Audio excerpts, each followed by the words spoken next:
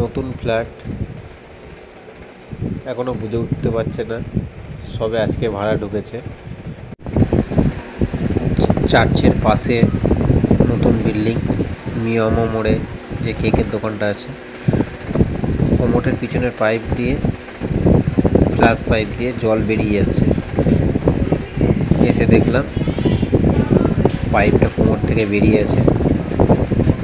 এখানে ওয়াশার দেওয়া ছিল না, যেটা দেওয়া অবশ্যই দরকার। তোমরা দেখতে পাচ্ছ কিভাবে জলটা বেরিয়ে যাচ্ছে। এখন মেন পাইপটা খুলে নিলাম, তারপর এক্সট্রা ওয়াশার নিয়ে এসেছিলাম। যে ওয়াশারটা এখানে পারফেক্ট হবে সেটাই লাগাবো। এটা দেয়া ছিল হোয়াইট সিমেন্ট, তারপরে এমসিল, কাপড়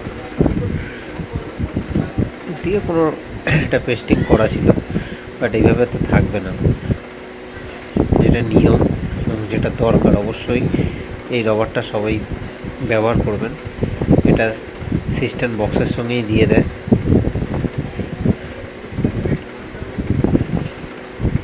এইবার এই ওয়াশারটা দিয়ে পাইপটাকে আমি সেট করলাম। এখানে আমি কোনো এমসিলও ব্যবহার করলাম না, কোনো হোয়াইট সিমেন্টও ব্যবহার করলাম না, জাস্ট ওয়াশারের মধ্যে পাইপটা আমি পুশ করলাম। এবং এটা সত্যি সাকসেস। এগুলো কিছু লাগবে না,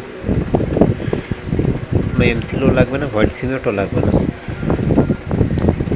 আমি সিস্টেমে জল লোড করলাম, ফ্লাশ করে পার্টিকে দেখিয়ে দিলাম যে আপনার টয়লেট ওকে আছে।